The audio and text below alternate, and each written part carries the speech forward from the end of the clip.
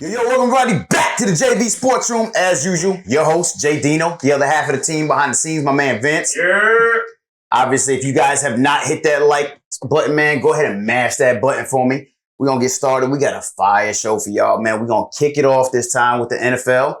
Over in the Kobe corner, holding it down, as usual. My man J Money, what's up, brother? What's good, man? Let's get it again, man. You know how it is week to week. We back. We back. And another one that's back over in the starting lineup, in the starting center spot. Like to send a special happy birthday out to my man, Big J. Thank you. Welcome back to the show. Happy born day, fan. Appreciate you, man. Year 33. Yeah. I'm in here, man. Feel good. I feel young. Let's get the show going. Y'all boys got me feeling, I ain't telling my age on here, though. Yeah. You know what I'm saying? We young. Let's I do it. appreciate y'all, man. Appreciate y'all. And obviously for everybody that joined the show last week, we had the tip-off shirt giveaway. Keep watching because later on in the show, we will be revealing the winner. Good, man. But we're going to kick this show off. We're going to kick this show off. Everybody can calm down again. Everything is all right in Wisconsin. Cheeseheads, put your hats back on. Yeah. Aaron Rodgers has re-signed with the Green Bay Packers. Sounds like Mega happy deal. hour every day Big this boy week deal. for Green Bay. Big boy deal. Big boy deal. All is right in the world in Green Bay. The Jordan Love era can sit down for another 4 years. Hold up. There was an error? Whatever. That's what they talking about. And the Jordan Love backup But plan. anyway, Yeah. a 4 year, 200 mil, 153 guarantee. So Yeah. look for Green Bay's next move to be is franchise tag Devontae. Done. Absolutely. Done. Absolutely. Already done. Absolutely. That was their next move. The minute Aaron Rodgers was signed, Devontae Adams, franchise tag. Nice. So there you go. All is right in Green Bay. All is right. Nelly, calm down. Everything's going to be okay. This is perfect. You know, the number one seed this past year keeps it rolling. Yeah, You they keep your got quarterback. You keep your number one wide receiver. Let's get some more weapons. And, let's see where this thing goes. And the bar is back to the top. Reset again. Mhm. Obviously, we saw Patty Mahomes with the huge $500 million deal. But Yeah. 4 years for $200 million. Yep. Equates out to Yeah. $50 million a year, right? That's the bar. That's Yeah, that's it. that's the precedent. Aaron Rodgers and Patty Mahomes holding it down at the top. Let's see what happens with Kyler and, that situation now. Yeah, we'll see how that plays itself out. But that's why I think Kyler should still just gamble on himself and play out this year. But, we'll see how it plays out. Yeah, man. But don't worry, Denver. You guys didn't lose out completely. Ooh-wee. Russell Big. Wilson. Wow. I mean, that's not a bad backup plan, right? Wow. They lost out on Aaron Rodgers, but Yep. Russell Wilson Mhm. in a deal to Denver Yep. that included Drew Lock, Noah Fant, Shelby Harris, multiple first-round picks, Mm-hmm. multiple second-round picks. Mm. They got a haul. Yeah. But Denver now has Russell Wilson. What does this mean? John Elway strikes again. Yeah. John Elway strikes again. We saw it years ago with Peyton Manning bringing him in, and what that turned into a Super Bowl. Now you're bringing Russell Wilson, a player who's been there before, who's been to the dance, has a Super Bowl of his own. Man, the weapons that are in Denver, we've been talking about for years. All they needed was a quarterback. And they get their guy. They got their guy. Now you're talking about Sutton. You're talking about Judy. You talking about Javonte Williams. You talk about Albert O now getting to the front line, getting that promotion. Hey, look, Yeah, dig it. my But you know what? biggest weapon that I think that they unleashed is Russell Wilson himself. They Yep. got him an offensive line. Yeah. That's what he's needed forever. He's been running Facts. for his life in Seattle since they drafted him. Facts. So, Word. One of he's the got an highest. offensive line now with all those weapons. And not to mention, now you have an offensive play caller, head coach with Nathaniel Hackett, who comes over Yep. from Green Bay. Yep. We really haven't seen, every time in the offseason, it's like, is this the year we're going to get Russ unlocked? Is this the time they're going to let Russ cook? Mm-hmm. Now with Nathaniel Hackett, John Elway behind the scenes working, wheeling, dealing, maybe we finally see Russell Wilson unlocked in that altitude in Denver with them weapons. You mentioned it, Jerry Jeudy and Albert O now steps up big and huge. Got the big boy in Cortland Sutton. Cortland Sutton and Tim Patrick, who they just recently signed, Yep. re-signed this past offseason. Oh, yeah. Jerry Judy's definitely excited about it. I mean, I know you've seen his tweet moments after they got Russ. Yeah, but he tweeted a sad face emoji when Aaron Rodgers signed his contract with the Packers. And then he hit him with the old SpongeBob meme, the few moments later. And when they trade for Russell Wilson, he said, "Oh, we lit," with a fire emoji. Word. They sure are. Arrow's definitely pointing up in Denver. And not to mention, they also get to keep that defense, man. They young. Well, Stud defense. Speaking of defense, it's funny how sometimes we get little signs about something big about to happen, right? So earlier in the week, Von Miller posted on social media some jerseys on. Talking about, you think they had my old number for me still? That told me right there was a move coming. Yeah, so something coming. Let's see Von Miller come back home. Bring the band back together, man. Huge. Wouldn't surprise me at all. But you mentioned, Russell Wilson being unlocked. Another part of that deal was Drew Lock. He heads over to Seattle. Yeah. So what does this mean for the Seattle Seahawks? I mean, they got a haul. It's a great deal for Seattle. I think, losing a superstar quarterback sucks. They're hard to come by, and when you got them, you're going to keep them forever. But when you can get multiple firsts, multiple seconds, up and coming, superstar tight end in the making with Noah Fant, you could be happy. But Drew Lock, he's not the greatest quarterback. I think he's coming in to be somebody's backup. Correct. Yeah, I expect them to possibly look into one of these quarterbacks in this draft this year and bring him in. I think it's a great deal for them because if you look at it, right, you look at what the Rams just did. But at the same time, Rams got a lot of question marks there. They're also getting older. Then you look at San Fran, they still have the pieces to be a win-now team. We got to see what my squad does, how Trey Lance ever takes over. We'll see how that play out. But then you got the uncertainty going on with Kyler and what's happening there. And you also got some pieces on the wide receiver and getting old for them too. So this is a good way for them to come in, get some pieces, be young, and possibly make some noise starting next year. Not the 2022 season, but the 2023 season. Sure. Really smacking the NFC West in the face if they do the right thing. I agree completely. And my favorite thing about it is they get to hit that restart button. Not only physically, what I'm saying, because they're going to restart at quarterback, like you said. I think one of the picks that they got in this deal was the 9th overall pick from Denver. So that's probably going to be a quarterback. I wouldn't be surprised. I wouldn't be surprised. So they're going to hit that restart button at quarterback. Nobody thinks they're actually going to restart with Drew Lock. No. But then they get to restart their franchise again. They had a deteriorating relationship with Russell Wilson, and you could see it, starting to go downhill.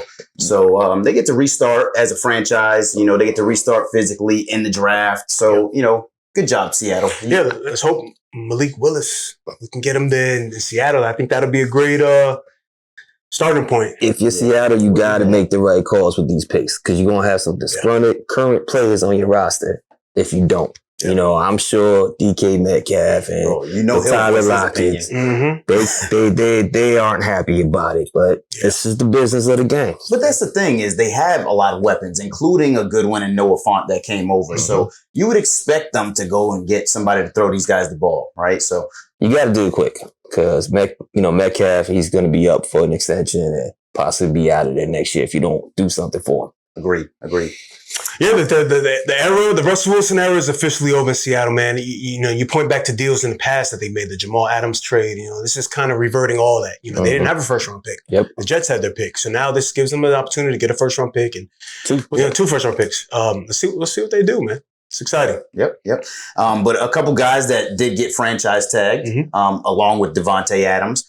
The Bengals, they franchise tagged Jesse Bates. That's huge. Yeah. Good move. Great move. Yeah. That's the leader right there for their back. That secondary, man. That's what they need, man. Offensive line and keep adding to that defense.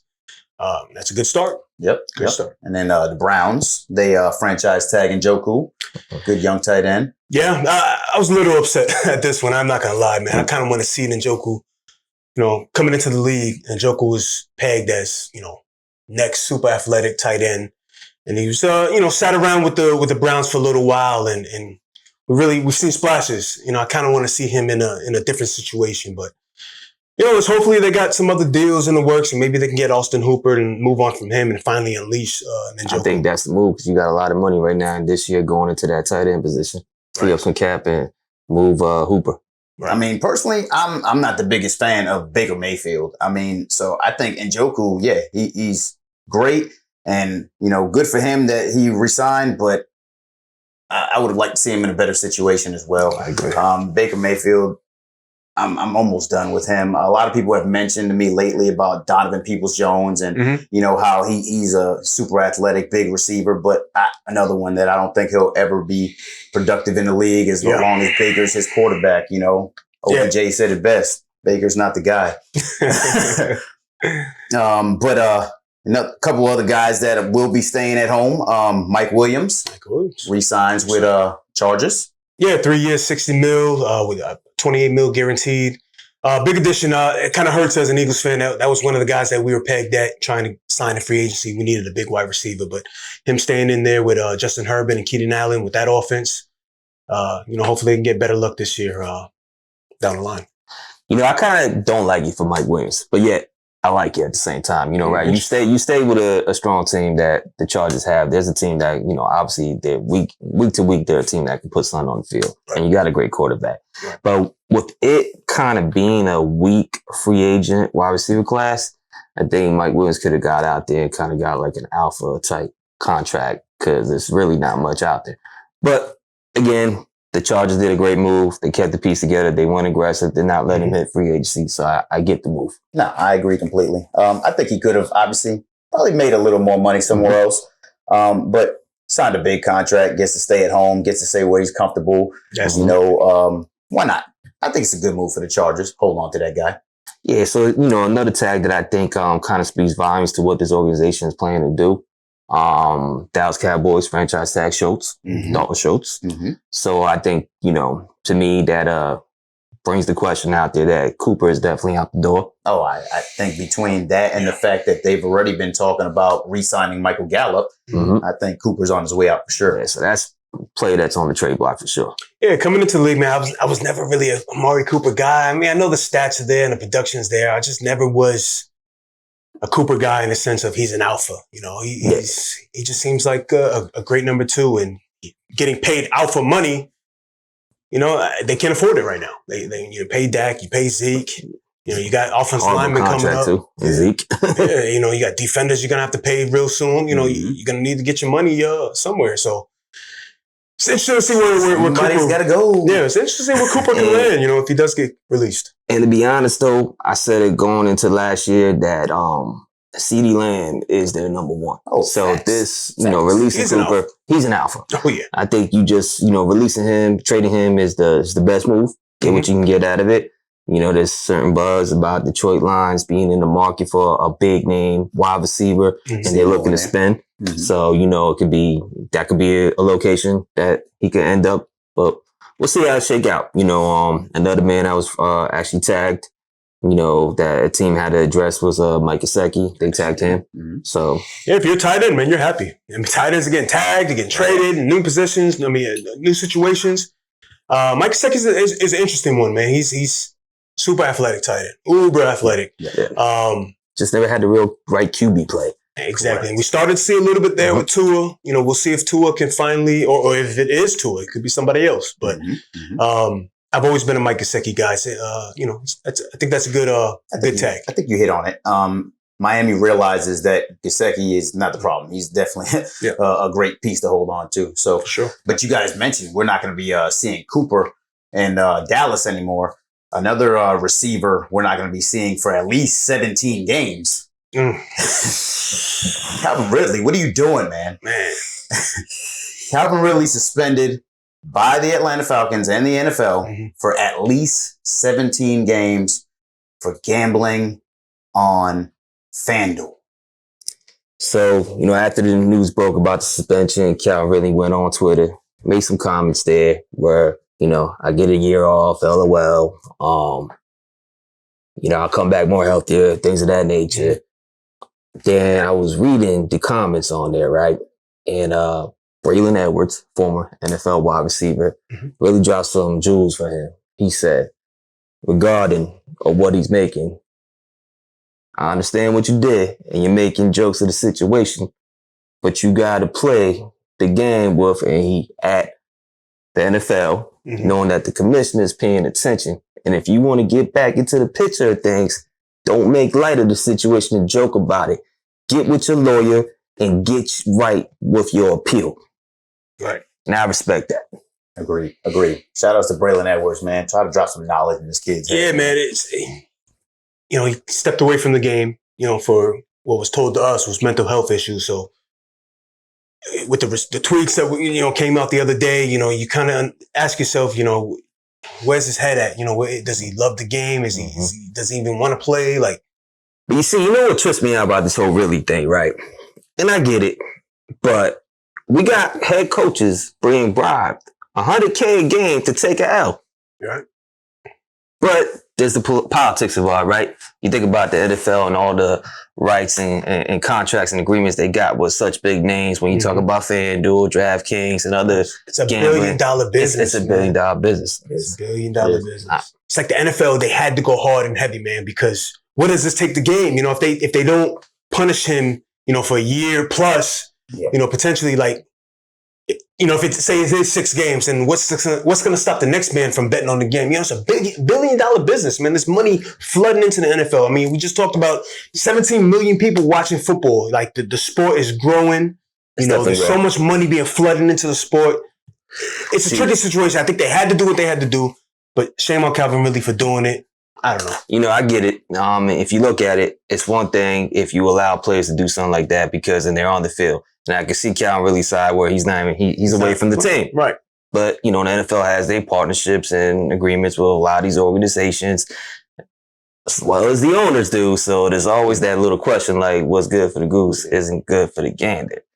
Now, going to that makes me think about how the Brian Flores situation. Okay? Yeah. Now, how is that acceptable? But, it's all about optics. It's all about perception. Is it good for me as an owner that this is happening, me, tanking or not? At the end of the day, man, the NFL needs to get their head out of their butt and realize and understand that fantasy football is bringing viewers, which means bringing money, whether it's daily fantasy, yearly fantasy, whatever the case may be. People are watching fantasy football. I know, specifically people that I know that don't watch football at all. Only for fantasy football. So, it's a fact. It's about the game. It's new. It's bringing in your money. Keep your mouth shut. Let these guys do what they're going to do.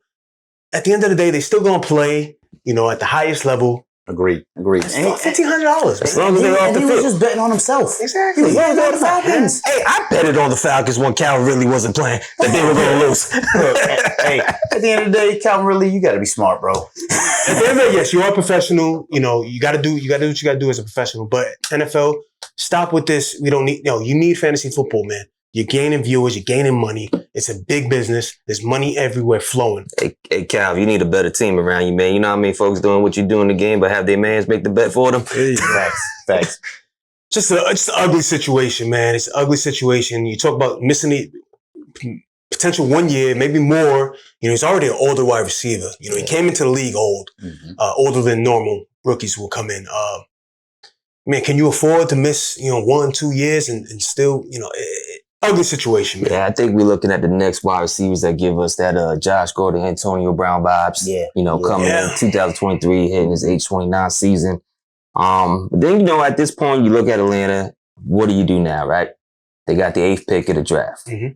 Think it's a little early to go out some of these wide receivers. I think the smart money is trade back because the wide receiver field is deep. But expect them to make some moves because they got to bring something in because, you got Kyle Pitts, you got Matt Ryan for 2 more years, but really he could be released next year based on the cap hit. It won't be so bad. Yeah. What do you do now? Definitely stuck with him for at least a year. Yeah, you definitely stuck with him for a year. Yeah. You gotta make some moves here. There's really no other weapons there outside from a receiver standpoint. You got the little Swiss Army knife in Patterson. But Russell Gage is there. I look to them. I look to them to address that wide receiver. Definitely after this news. That was one thing I was excited for, next season was to get Calvin Ridley back in the fold and mix. But I honestly was hoping to see Calvin really get a chance at another organization and land and use that to the advantage and try to get something from him and trade him. I wanted him in Philly. I ain't gonna lie to you. I ain't gonna hold you. But that ain't gonna happen. Another one bites the dust, man. Another one bites the dust. And now, like you said, there's plenty of young wide receivers coming out of the draft that are hungry, you know what I'm saying, that Atlanta might look at. We just saw the combine this past week. we might as well wrap that up. You know what I'm saying? Starting with the wide receivers. We saw the fastest wide receiver combine overall in history. So I could definitely see Atlanta looking at some of those options. Yeah, there was a lot of speed out there in this combine. Like if Al Davis was still around, this play, he probably would have been excited right now. He loved that speed, yo. He was going crazy for that speed. Rolling over in his grave for that speed, man. Yeah, no, these boys came to run, man. There's a lot of speed out there. These boys definitely came to run. Chris Olave ran fast. Shout out Ohio State. Ohio State boys came to play. Garrett Wilson ran fast. Yeah. 4.38 for Garrett Wilson, 4.39 for Olave. So them boys came out there. And my favorite part is Olave got to show off his hands out there as well. So, and he looked good, man. He's one that I'm definitely looking for in the draft. See how high this combine might have risen his draft. For sure, man. Calvin Austin's another one. Memphis wide receiver, 4.32. Man, it's just we thought we had the record broken during the run-in with the unofficial time. Tyquan Thornton, man. But the unofficial time came in. He broke the record. Then the official time came in. I guess he didn't break it, but he still ran fast. 4.28 is fast. 4.28 is fast. For sure. It's a deep class, man. Deep class. We still didn't get to see guys like Drake London. We didn't get to see him run. Jameson Williams, the Alabama boys, John Mechie. We didn't get to see these guys perform, so we'll look for the pro days and see what these other times come in. But this is looking like a deep class, deep wide receiver class, especially if you need some speed. Yeah, exactly. And I think it's going to be a pretty deep running back class as well, if you ask me. I mean, Breece Hall led the running backs. I think it's safe to say he separated himself from the other running backs. 4.39 40. Yep. 40-inch vert. 10-foot 6-inch broad jump. Yeah. I think it's safe to say he separated himself, boys. He's for sure, hands down, the number one RB in this class. And 99 overall next gen score. I mean, another running back more recent to our memory that's new in the league in the last 2 years. Jonathan Taylor had the same type 99 overall score. Yeah.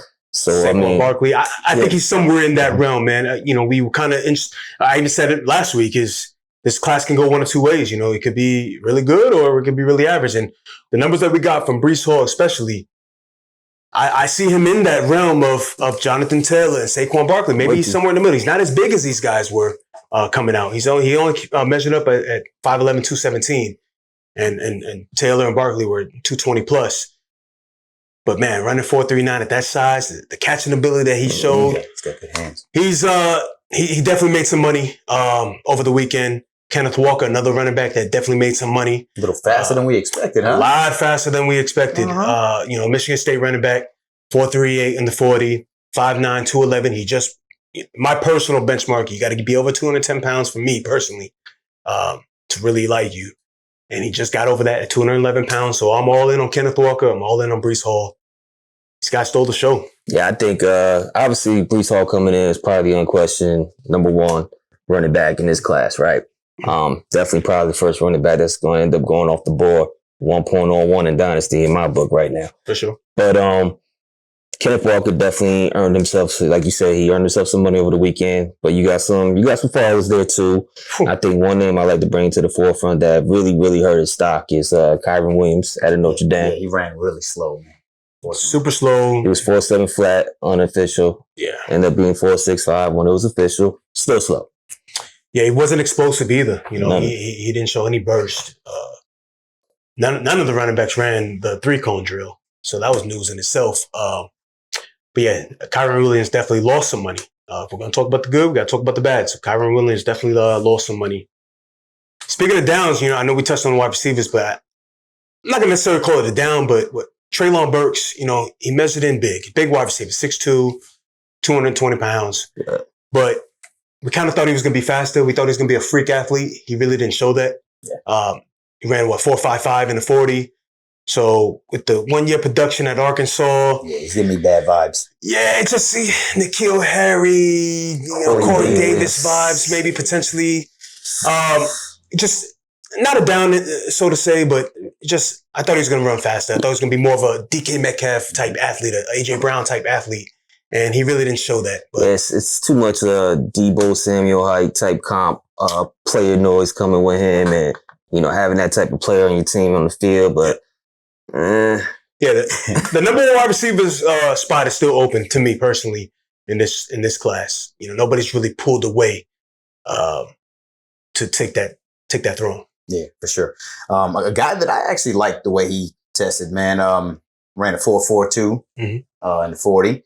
Showed great hands, man. I like that boy James Cook, man. Dalvin's little brother, man. You know, they always say, you know, we've talked about it before, that the younger one comes in with a little more, you know, prowess, you know, trying to take over, right? He got some big shoes to fill, man, but he definitely put on a little show. I think he outran his brother. I think he came in a little faster than his brother. Yes, he did. Now he definitely showed well. Both Georgia running backs to me as well. Zamir White, yes sir. He came in fast, big, showed he can catch. He can fight. I think James Cook. I think he can find himself success as a third down back.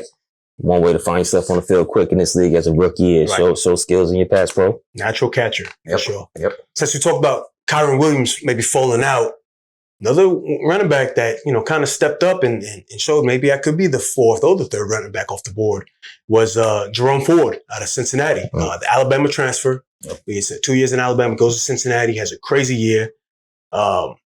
He's a little older, but he had over 1,300 yards, 20 touchdowns this past season for Cincinnati, who, you know, snuck into the playoff.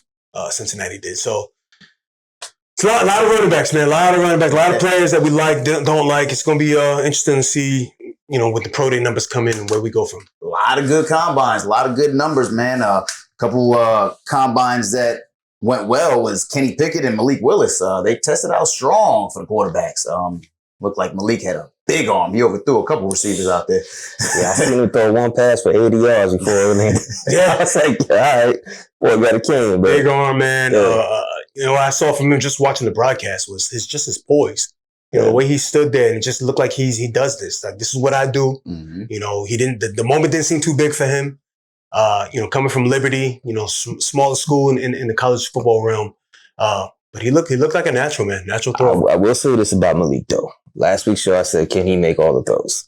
I did see him miss quite a few throws there in that combine when he was, you know, doing his throwing sessions. He didn't do any other testing like the 40 or anything of that nature, or the vertical or the broad jump or the bench. But while he was out there making his throws, there was some throws that he was like missing the receivers on, and makes me question how is that going to transition when that NFL speed play is coming at him.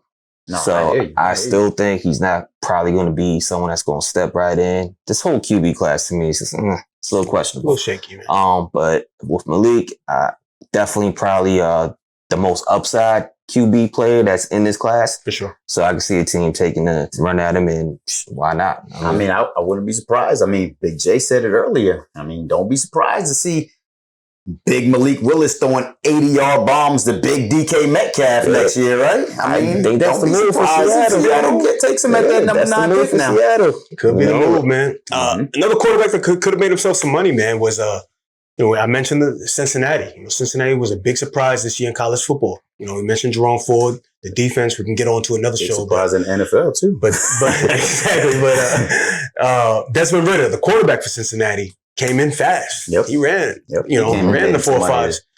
You know, he could be, you know, somebody that sneaks on a roster, sneaks on a team, and you know, gives an opportunity and could be a starting quarterback in the league, man. Especially running the way he runs with the new NFL and mobile quarterbacks and being able to stretch the, you know, continue on the play. And who knows, man. So Desmond Ridder, Malik Willis, Kenny Pickett, we'll see, you know, if the hand size has anything to do. They kept talking about his hand size. Yeah, I think it only measured in 8.5 inches. 8.5. So that's small. Definitely some quarterback needy teams, and it's a quarterback league. So yeah, I think we're gonna hear a lot of changes and different type news when it comes to it over the next couple of months. You still got Matt Corral to do his pro day, right? So that could actually affect some of these quarterbacks that did test it out in the combine, their draft stock. Agreed. I definitely think this combine helped a lot of players, helped a lot of quarterbacks. Maybe find themselves a new home next year in the NFL. All right, so as usual, we're gonna cross over into the NBA. But before we cross over into the NBA, MLB fans, we haven't forgot about you. But obviously, got the second longest holdout going on in history right now. We gonna see some MLB this season at all? I don't know. They better get it together because baseball and MLB in general, that's a dying sport to me. Might sound controversial, but I'll be the villain on this one. They better get it together because if you miss a year or deep into the season, and at least the young generation, they're gonna forget about you. So on the same day when they knew they wasn't coming to agreement, I thought what was really interesting is how Derek Jeter stepped down from his involvement with the Miami Marlins. Just kind of means that this is going to drag on a bit. There's a lot of inside stuff that's going on that we probably not 100% on right now. Because it's a dying sport. No. I mean, but realistically though, I mean, you're right. It's going to drag on a little bit because, you know, they had 5 hours to get the meeting done. And apparently the players were done in 5 minutes. They were done. They were, you know what I'm saying? They're far off. So, MLB fans, we still got you in the back of our minds, man. But obviously there's nothing going on right now outside this holdout. So keep tuning in. We got you once the season comes around. And before we move on to the NBA, man, I just want to give a big shout out and a big respect to Mike Krzyzewski, Coach K, for Duke, and the Blue Devils. His last home game for Duke. Unfortunately, it was a loss to the arch rival, North Carolina, man. But I just want to pay all the respects to Coach K and what he's done for the game, man. For the game of college basketball, but for the NBA, man. Because 42 years. Such a tenure. 42 years coaching at Duke, man. It's wild. 42 years, 5-time national championship. Only coach that has more national championships than him is UCLA legend John Wooden. Props. Career record 1,196 and 365. All-time winningest coach in college basketball. 35 NCAA tourney appearances. 42 years. 35 years. He brought his team into the March Madness. 3-time Naismith Coach of the Year. 3-time Olympic gold medal on top of that as the coach for one of the greatest USA basketball teams we saw on paper. Facts. Dream team. Safe to say he's a Hall of Famer, man. I mean, one of the best coaches to ever see the game of basketball. And he stayed in his lane. He stayed in college. Right. You know, he didn't fool around. More offers to come into the NBA. Yeah, man. The tenure, 42 years. I mean, we're talking about decades. And the careers and the players that he put into the league. How many great players did he bring into the NBA? I mean, let's start at the top. I mean, we got the most recent, you know, Zion, Jason Tatum, you know, Marvin Bagley, Kyrie Irving, JJ Redick, shooters, Luke Kennard. I mean, the list goes on. I mean, you got guys from back in the day, you know, great Grant Hill, Christian Laettner, for sure, you know. Man, 42 years is a long time. There's a lot of players. You go way, way back. He even coached Johnny Dawkins. The list goes on, man. It's you know, 42 years is a long time. And with one organization, one team, I'm sure there's guys that we're missing. You guys let us know in the comments. Shout out to you, Coach K, man. Coach K. You helped develop so many players, man. Appreciate you very much, man. All right, so we're going to tip off into the NBA. But before we tip off into the NBA, we actually had our tip-off shirt giveaway just last week.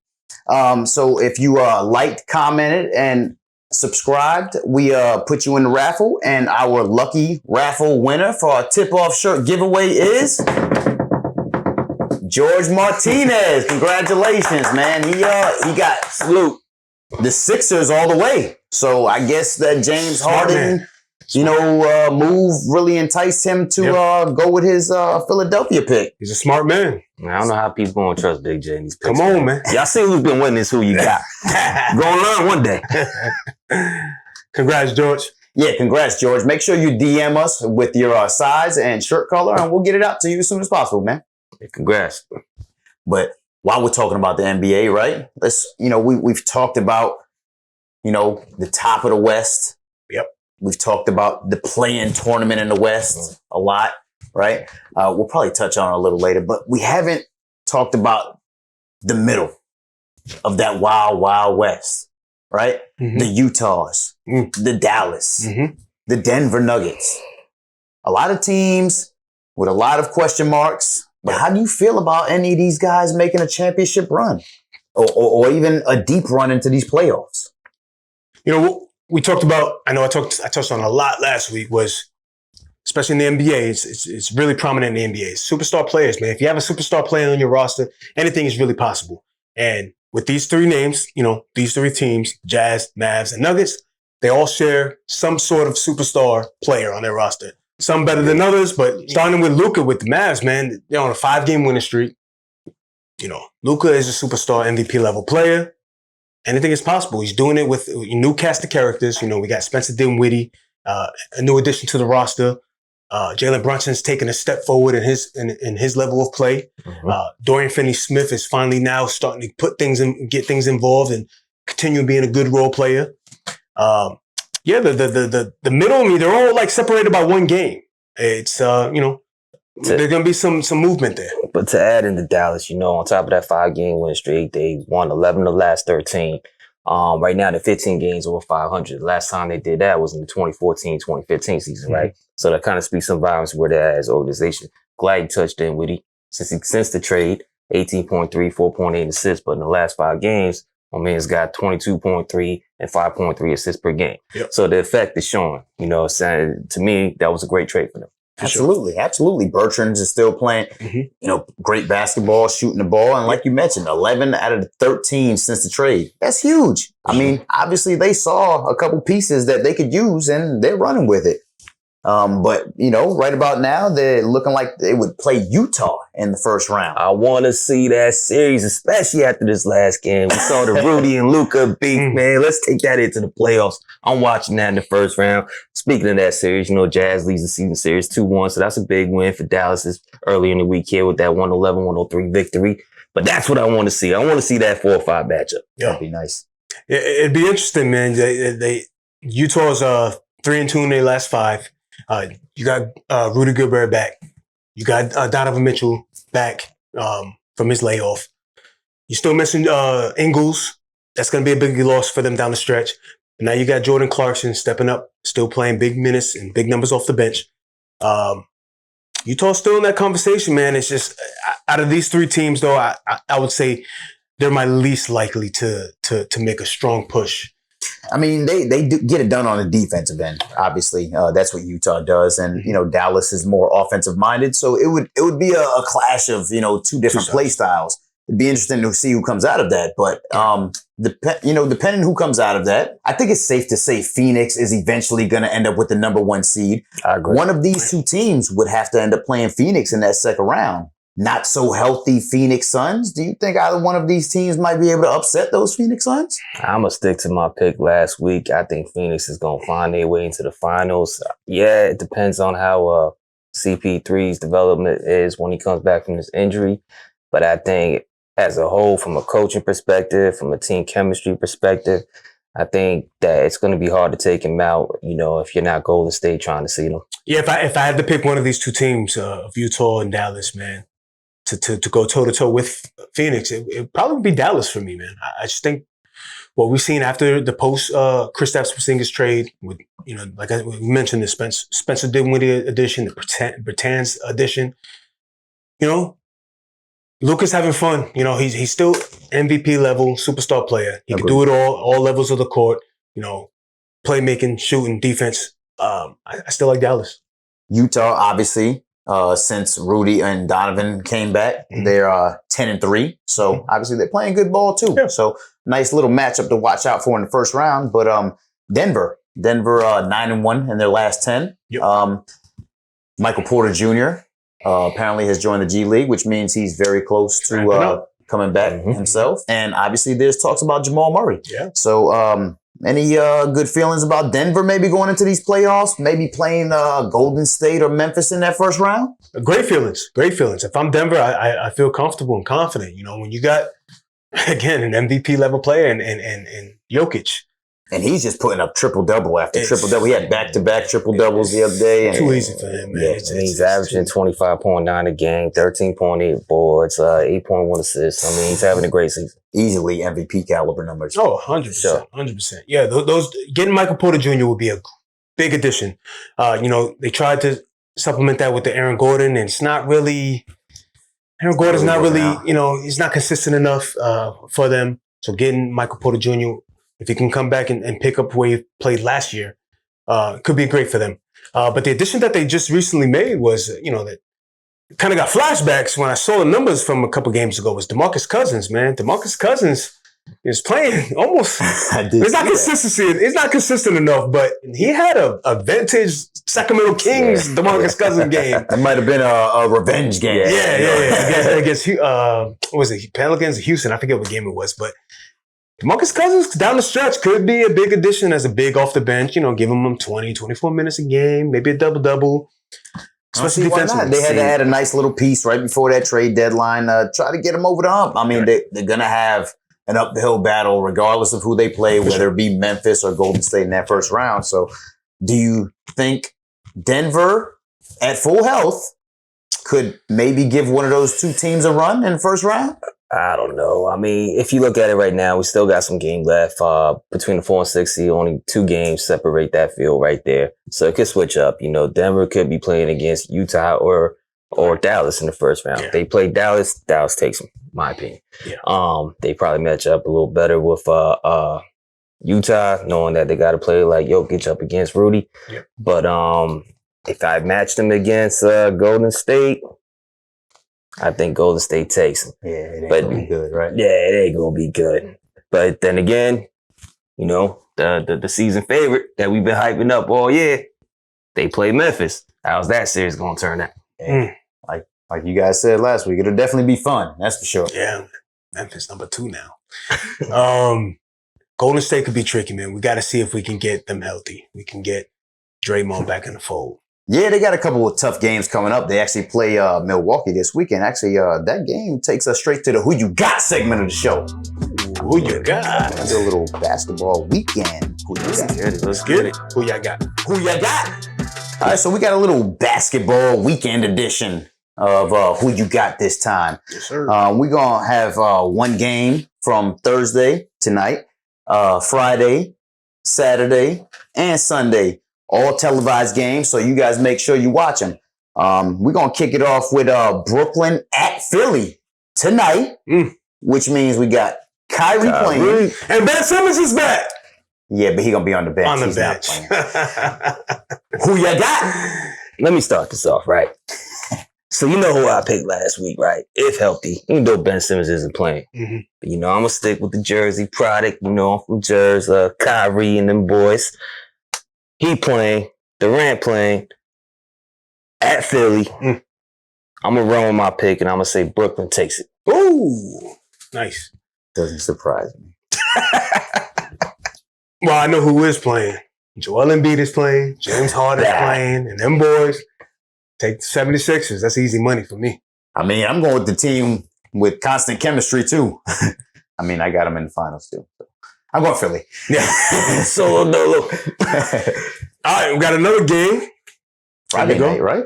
This is Friday night. Friday night, what we doing here? We going Cleveland Cavaliers at the Miami Heat. In Miami, Trey 05. Who y'all got?